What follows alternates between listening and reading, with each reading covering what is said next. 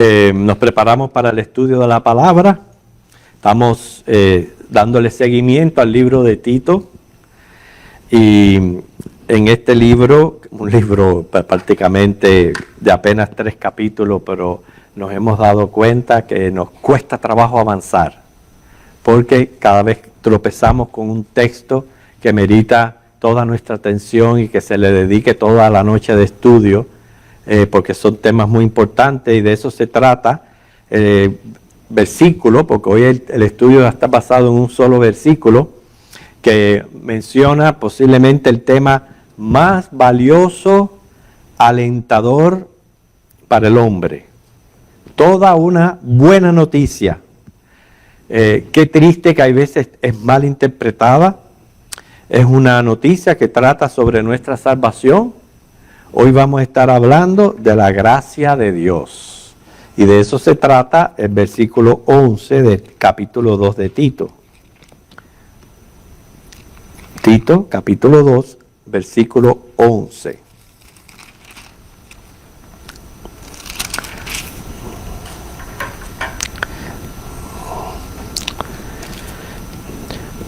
Porque la gracia de Dios se ha manifestado para salvación a todos los hombres. Qué frase tan alentadora. Sería el equivalente a la que encontramos en Efesios 2, 8 y 9, que nos dice, porque por gracia somos salvos por medio de la fe. Esto no es de vosotros, pues es don de Dios, no por obras, para que nadie se gloríe. Vamos a estar enfocando 3 palabras de este texto. La gracia, la manifestación y todos. Por eso dice, la gracia de Dios se ha manifestado para salvación a todos los hombres. Lo único que vamos a invertir el orden y vamos a dejar la gracia para el último y vamos a comenzar con lo primero que queremos aclarar es que se ha manifestado. Y Tito continúa hablando al respecto en el capítulo 3, ustedes ya lo tienen ahí ubicado, capítulo 4 y 5, versículos 4 y 5, que dice, pero cuando ahí está la palabra, manifestó la bondad de Dios nuestro Salvador y su amor para con los hombres, nos salvó.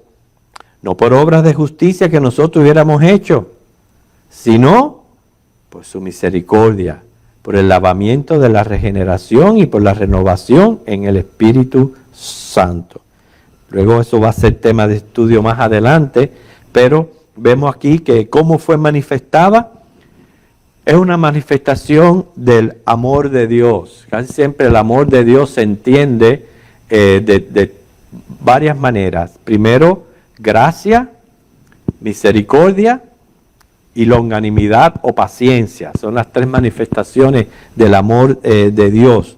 Lo que en otras palabras decimos es que Dios nos está declarando su amor a cada uno de nosotros. Dios nos ama. No tenemos por qué dudarlo. Dios nos ama. Y este amor o esta gracia se ha manifestado en la persona de Jesucristo. A eso se le conoce como un término griego que significa anonadamiento, que es kenosis.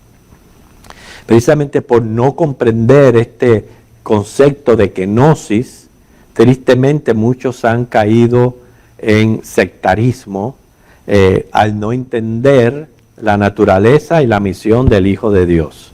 Nosotros sabemos que cuando hablamos de naturaleza, Cristo es Dios.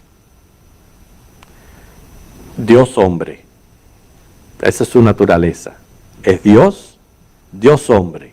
Y cuando hablamos de su misión, es porque es único Salvador, único mediador.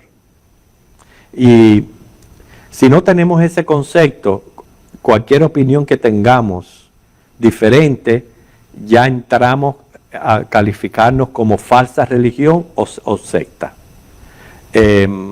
Por ejemplo, hay quienes niegan la divinidad de Cristo, pero otros creen en la divinidad de Cristo, pero no en la suficiencia de su sacrificio. Y ahí es cuando le empiezan a añadir esfuerzos humanos, obras, sacramentos, etcétera, lo cual desvirtúa por completo el sacrificio de Cristo. Así que si cada uno de nosotros tenemos conceptos correctos acerca de la persona de Cristo y su misión, estamos en la verdad. Estamos siendo guiados por el Espíritu Santo en la verdad y entendemos lo que es la kenosis. La kenosis se refiere a la imitación que el Cristo encarnado tenía en la tierra, sin dejar de ser Dios. Él se somete a la voluntad del Padre para llevar a cabo su plan de redención. Filipenses 2:7 lo dice, que se anonadó a sí mismo. Se implica dejar la gloria que él tenía eternamente para encarnar, para tomar forma de ser humano. También su condescendencia al tomar en la encarnación la semejanza de ser humano, con el único objetivo de sacrificarse para salvarnos, cargando con nuestros pecados, pagando la sentencia de muerte que tenía sobre nosotros, sustituyéndonos. Pero para mí, lo más impresionante de la kenosis, aparte de estar tan agradecido de que Jesucristo me sustituyó en la cruz del Calvario y que ya yo no tengo por qué sufrir condenación, pero para mí lo más impresionante es que una vez que Cristo encarnó en ser humano, ya quedó en esa forma para el resto de la eternidad. ¿No le impresiona eso a usted? ¿Saben lo que es que siendo Dios eternamente, una de las personas de la deidad, encarna, toma forma de ser humano y ya queda en esa forma por toda una eternidad y todo por salvarte a ti y a mí? Es verdaderamente impresionante lo que es la kenosis o la manifestación del amor de Dios. El segundo término es, que lo dice el texto, a todos. Dios ama al ser humano. ¿Y sabe qué? Aún al más perverso, Dios lo ama. ¿Por qué? Porque Él es nuestro hacedor. Él quiere que todos los hombres se salven y para eso ha provisto salvación en Cristo. O sea que esta gracia, claramente el texto nos lo dice, está disponible para todos los hombres sin acepción de personas. Por eso se equivocan los que limitan la expiación de Cristo diciendo que Cristo murió solo por los escogidos. Y eso no es cierto. Cristo murió por todos los hombres. O sea, potencial y eficazmente, eficientemente y potencialmente por todos los hombres. Pero obvio, como hay una condición que es creer, es eficaz en los creyentes. Y como Dios es presciente, conoce todos los creyentes y les llama escogidos. ¿Entendieron la idea? Que no es que Cristo murió solamente por los escogidos, no. Cristo murió por todos los hombres, pero es eficaz solamente a través de la fe. Por eso que dice ahí claramente todos. ¿Por qué? Porque en Dios encontramos el propósito de nuestra existencia. Lo dice Efesios 1 del 12 al 12, dice, ¿para qué Dios me hizo? Él me hizo para que yo fuera un adorador, que le alabe la gloria de su gracia por toda una eternidad. Si buscamos Colosenses 1,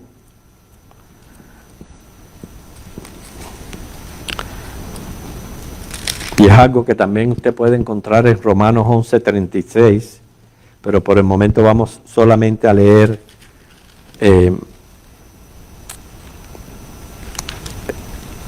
Colosenses 1:15 al 16.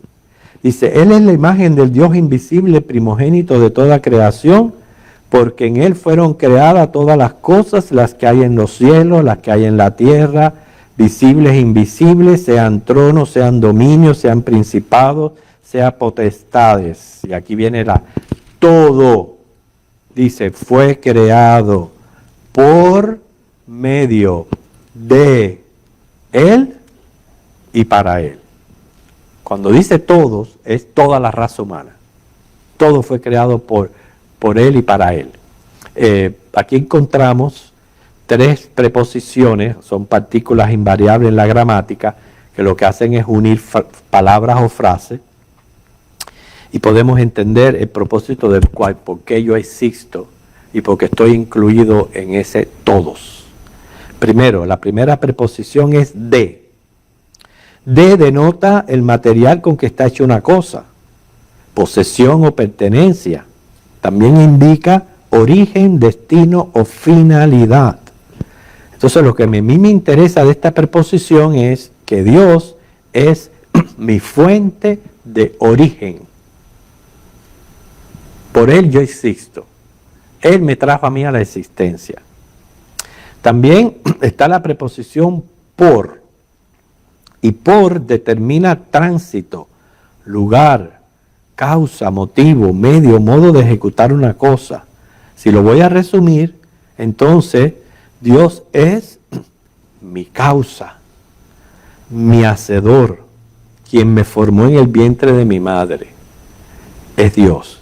Y la tercera preposición es para, y denota utilidad, fin, destino, tiempo en que finaliza o se ejecuta algo.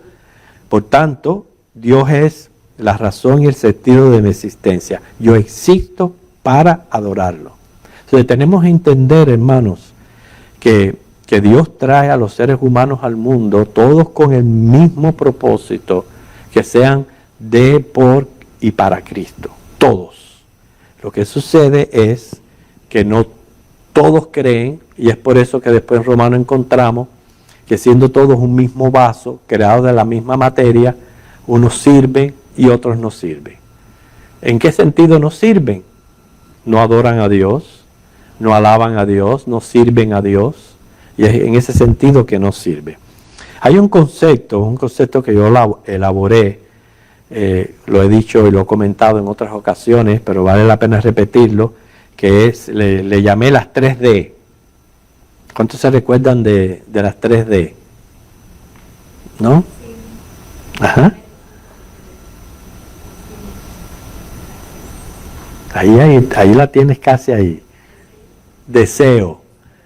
Fíjate qué importantes son estas 3D. Designio, y vamos a ponerlo en ese orden, designio, decreto y deseo de Dios. ¿Ok? Cuando hablamos de un designio, es trazarse un objeto o perseguir un propósito. ¿Cuál es el propósito o el designio de Dios? Formar el glorioso reino de los cielos. Con Jesucristo como Rey. Rey de un pueblo de creyentes. Ese es el designio de Dios. Y lo ha venido llevando a cabo a través de los años y de las dispensaciones. Es su designio. Ahora, cuando hablamos de decreto, Él decreta según este designio. Acuérdense que el designio es reino de los cielos, Jesucristo Rey, los creyentes súbditos de este reino. Ahora, según ese designio, Él tiene un decreto. Y ese decreto es el que hay que respetar, porque tiene una buena y una mala noticia. El decreto es una decisión tomada por una autoridad competente, y en ese caso nosotros sabemos que Dios es soberano. Él es el creador, Él decreta, Él lo puede hacer, tiene todo derecho de autor, y Él decide según su designio o el puro afecto de su voluntad, para satisfacer sus demandas de amor, santidad y justicia, que según la fe, creer en el sacrificio de Cristo, el hombre va a vivir. No creer en el sacrificio de Cristo, el hombre va a morir. Eso es lo que Él decreta de acuerdo a este designio. Primero nos creó a su imagen, somos almas, espíritus, con una inteligencia, emoción y voluntad, capaces de por medio de la fe responder a lo que Dios nos presenta adelante. Por eso dice la Biblia, todo el que en Él cree será salvo, el que no cree ya ha sido condenado. Por tanto, la fe juega un papel muy importante en el destino de mi alma. ¿Okay? Pero cuando hablamos de un deseo, es el que las personas a veces no entienden. Porque ese deseo Dios lo expresa, fíjense que lo expresa tanto en el Nuevo Testamento como en el Antiguo Testamento, para que sirva para todas las dispensaciones, para toda la humanidad. Un deseo sabemos que es querer algo, y la Biblia expresa lo que Dios quiere. Busquemos Primera de Timoteo.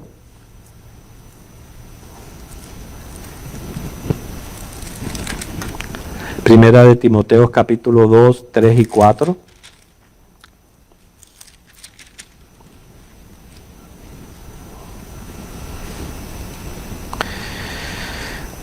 Porque esto es bueno y agradable delante de Dios nuestro Salvador, el cual quiere que los escogidos, ¿dice así? No, no dice escogidos, que todos los hombres sean salvos y vengan al conocimiento de la verdad. Ese es el deseo de Dios, que toda la humanidad en pleno sea salva. Porque los creó para eso, para la alabanza de la gloria de Dios. Lo ratifica Juan en su primera carta, primera de Juan, capítulo 2, versículo 2. Primera de Juan 2, 2.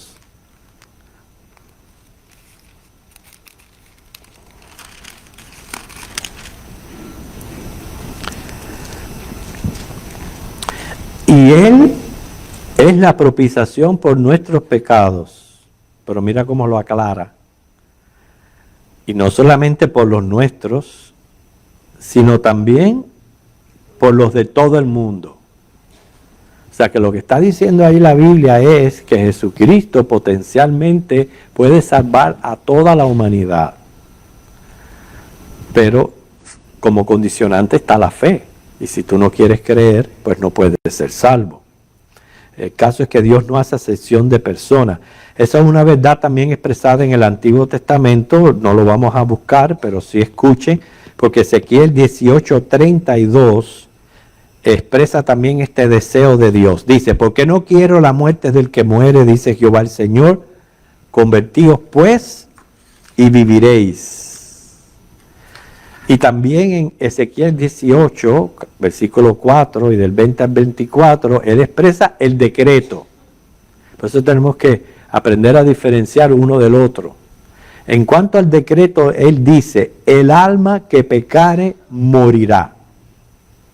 Dice, si el impío se aparta de todos sus pecados y guardare sus estatutos, de cierto vivirá. Ve que ahí está expresando el decreto. Primera expresa el deseo y luego el decreto. Así que hermanos, vemos aquí que lo que Dios quiere es la salvación de todos los hombres. Ahora vamos a enfocar en lo que es la gracia, que es el tema prácticamente importante del texto, para poderla entender, porque eso también conlleva malinterpretaciones, etc. Todos estamos acostumbrados a que se nos dé gracias o a dar gracias, ¿no es cierto? Y eso lo reconocemos cuando decimos no merecemos este favor que me estás realizando. Ejemplo, si alguien le abre la puerta para que usted entre o salga, usted dice gracias. Claro, todas esas reglas de urbanidad se están perdiendo hoy día, eso definitivamente, pero bueno, es común y normal que si alguien le hace un favor, usted dé las gracias, porque se escucha de una persona que llegó nueva a este país, pero era bien altanera, vanidosa, y se creía que importantísima, al punto que él decía que las puertas de los establecimientos se le abrían solas. Pero sí, hermano, la gracia es un favor inmerecido y es un regalo de Dios. Y vaya que regalo. Vida eterna en un paraíso. Es lo que Dios nos está regalando. Y nos lo está regalando por gracia. Pero tenemos que reconocer que es inmerecida. Recuerden que misericordia es amor en compasión. O sea, usted puede, y esto lo he explicado en otras ocasiones, usted puede amar y por amor sentir. Pero cuando usted, ese amor, eso que usted siente, lo lleva a la práctica para ayudar o mejorar el objeto amado, usted está siendo misericordioso. El mejor ejemplo es el buen samaritano. Porque usted podía pasar por al lado del samaritano y sentir lástima. Ay, pobrecito, míralo ahí tirado, y seguir adelante. Pero el que hizo algo por el samaritano es el misericordioso. Entonces, Dios no solamente nos ama, sino que Él vio que estábamos perdidos, incapacitados de salvarnos a nosotros mismos. Y por eso, por su misericordia, Él vino a la cruz. Entonces, la misericordia de Dios es para con todos los hombres. Para todos los hombres. Pero la gracia es la fuente de donde emana la buena voluntad, el amor y la salvación de Dios. Y también la respuesta a nuestras oraciones. Por eso la gracia, hermanos, nunca jamás se puede comprar.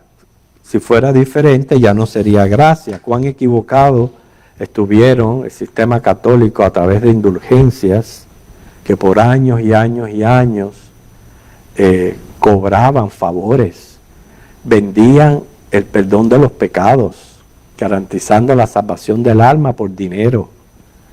Eso es contra la gracia. Eso es no entender la gracia de Dios. Porque precisamente es gratuita para nosotros. No es que no tuvo un costo. Sí tuvo un costo. El costo fue la sangre de Cristo, porque era lo único que Dios pedía para satisfacer su justicia. Quiere decir que tuvo un costo muy alto, pero para nosotros es la fe. O sea, ¿cuánta gente equivocada haciendo peregrinaciones, que si haciendo sacrificios, que si penitencia, que si latigándose, que si haciendo esto, haciendo lo otro, cuando tenemos una gracia gratuita, inmerecida, pero gratuita. Y no solamente es inmerecida, pero gratuita, pero también es eterna. Y en esto es que tenemos que tener cuidado, porque podemos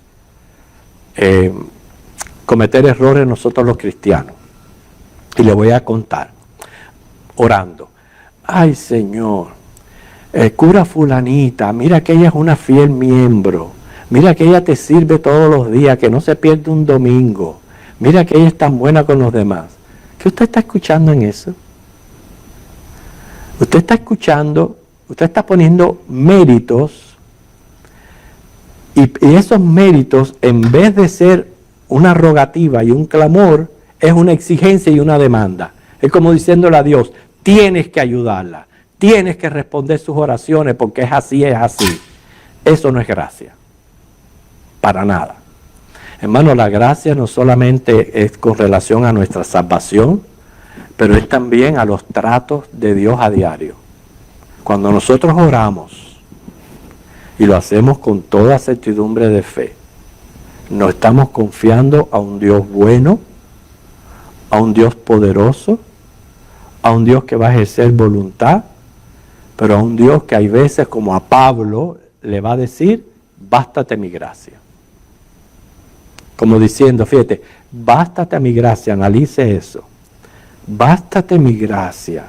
Me dice a mí que yo debo de contemplar todo lo que yo he recibido sin merecerlo. Por tanto, si Dios ha querido que permanezca en mí una condición, ¿quién soy yo para demandarlo? ¿Quién soy yo para reclamarle? ¿Para exigirle? No soy nadie.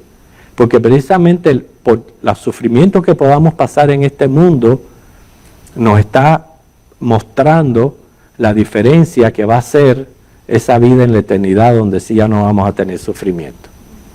Entonces, muchas veces tenemos que acatar la voluntad de Dios y ser agradecidos por todo. Pablo lo decía, por la gracia de Dios, yo soy lo que soy. Él lo decía así. Entonces hay que entender la gracia y muchas veces no equivocarnos a la hora de orar. La gracia de Dios es eterna, También la gracia de Dios es gratuita, ya eso lo dijimos, Romanos 3:24.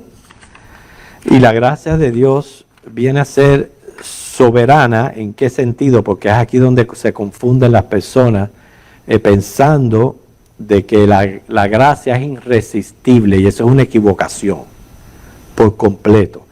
No aparece en la Biblia que la gracia sea irresistible así, con esas mismas palabras, pero sí aparece de esta manera en Hebreos 10:29. El que hiciera afrenta al Espíritu de gracia. Así aparece. Hacer afrenta al Espíritu de gracia es resistir la gracia. En otras palabras, nosotros, ninguno de nosotros, quiso venir a Cristo. Si nos hubieran dejado, estuviéramos nosotros todavía por el mundo pecando y por ahí y por ahí. Ninguno de nosotros quiso venir a Cristo. Eso lo dice, y Dios no se equivoca, en Romanos 3:10. No hay quien busque a Dios. Es más, ocurre en el ser humano lo que hicieron Adán y Eva. Pecaron, cayeron, y a huir se ha dicho, a esconderse. Ellos no buscaron a Dios. Ahí fue cuando Dios toma la iniciativa, los busca, los confronta personalmente, les provee la salvación a través de aquel manto que les cubrió, pero fue Dios quien tuvo la iniciativa. Entonces, esta es la correcta interpretación de la gracia. Dios nos busca, esa es la obra del Espíritu Santo. Nos puede usar a nosotros, puede usar cualquier medio o método para acercarse a uno con el Evangelio. Sabemos que el Evangelio es: tú eres pecador, Cristo murió por ti, tienes que arrepentirte, convertirte y recibirlo como Señor y Salvador. Ese es el Evangelio. Y el Señor se va a encargar de hacérnoslos llegar, pero respetando nuestra voluntad, nuestra emoción y nuestra mente. Pero cuando recibimos a Cristo hay que recibirlo con todo el alma, sabiendo lo que hacemos, sintiendo y tomando acción. Entonces, cuando nosotros respondemos a ese Evangelio con fe, creyendo lo que Dios dice, y uno analiza y dice: oye, ¿verdad que soy pecador? Que yo violo la ley de Dios. Oye, ¿verdad que Dios es santo y justo y que Él no me va a dar por inocente? Él no es indulgente. Y dice la Biblia que yo voy a ir a juicio. Oye, ¿verdad que si no fuera por Cristo yo estuviera perdido? Y entonces cuando yo entonces recibo a Cristo como mi sustituto, en ese momento soy salvo. Soy regenerado. Soy lleno del Espíritu Santo. Y en ese aspecto es que entendemos que hay muchos que resisten la gracia. Por eso es que se dice: muchos llamados, pocos escogidos. Porque Dios llama, acuérdense, el deseo, todos. Y Dios va a llamar a todos, Dios va a llamar, no puedo decir todos porque Él sabe a quién y por qué. Porque también hay que entender que en su presencia Él conoce, como dice Juan 6:64, los que creen y los que no creen. Él lo sabe. Y si pasa por alto los que Él sabe que no van a creer, eso se lo dejamos a Él. Nosotros somos finitos, Él no nos dio derecho a nosotros a juzgar si una persona es salva o no es salva. Lo he dicho otras veces, nadie puede asegurar ni la salvación ni la condenación de otra persona, solamente la nuestra propia. Solo nosotros sabemos si somos salvos. Porque hoy yo puedo ser un Pablo asesino, perseguidor de iglesia, y mañana soy un misionero a los gentiles. Eso se lo dejamos a Dios. Por eso nosotros seguimos orando continuamente por nuestros seres queridos que aún no están en Cristo. Cuando hablamos de la aplicación de la gracia, entendemos que Dios Padre es fuente de toda gracia, el Hijo es el canal de la gracia y el Espíritu Santo el dador de la gracia. El Evangelio el promulgador de la gracia y la fe el medio para recibir la gracia. Por eso la correcta interpretación de la doctrina de la gracia nos ayuda a vivir seguros de nuestra salvación, gozar nuestra salvación y ser agradecidos por nuestra salvación. Y por eso creemos que una vez que somos salvos, somos siempre salvos. Porque no depende de mis obras ni de mi justicia. Depende de la gracia y de yo haber creído esa gracia.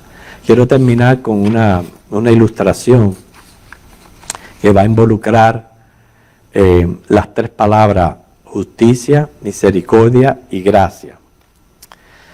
Cuando hablamos de justicia es recibir lo que merecemos.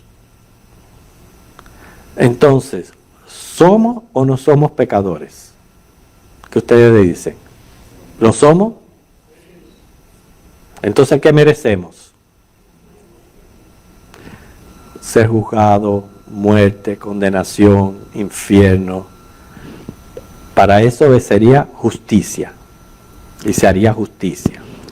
Misericordia es no recibir todo lo que merecemos.